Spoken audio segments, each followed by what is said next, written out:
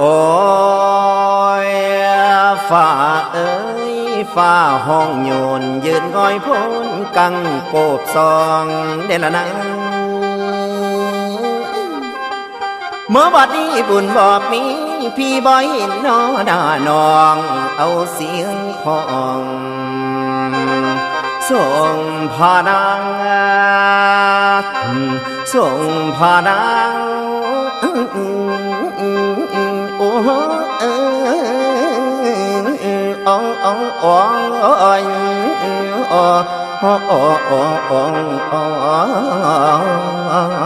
ละนาง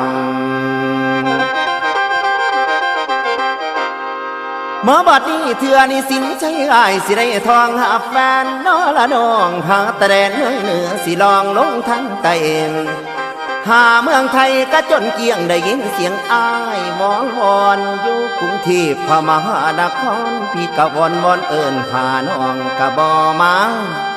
พัทยากะลงแล้วบ่อยนั่งเอ้ยดอกลงแดนหาดบางแสนหอมบับเผาก่อนเคยเฮาซึ่งสะอ่อน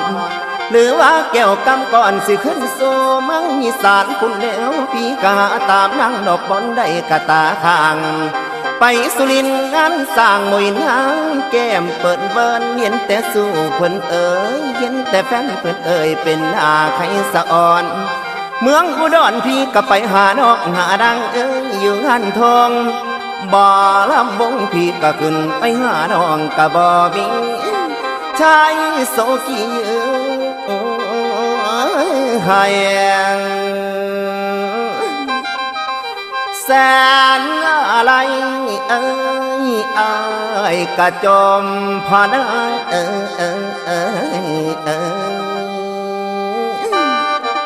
โอ้ยงานในถาดพนมบ่เห็นมานางป้ายใส่เลยห้องพองอยากอายอยากนี่เด้อยากนี่ไปฟังสายอายไปดังอยู่ริมโขงเด้ละนางเสือกยงจิตใจเงาขาดกระเด็นไปแล้วแต่หัวใจยังเป็นแป้วตาบนางเอ้ยบ่หยุดย้อนบุญบังไฟอาโสธรงาจนชายอ่อนลาบ่เห็นน้องดอกกินไอ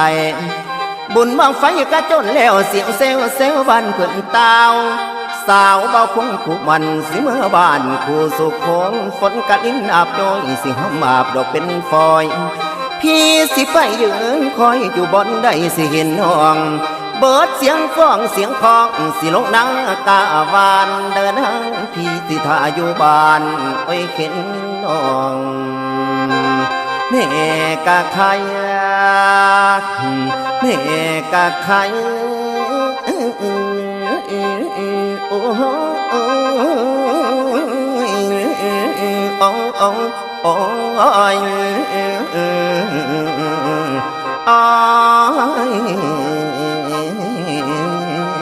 ลันนาม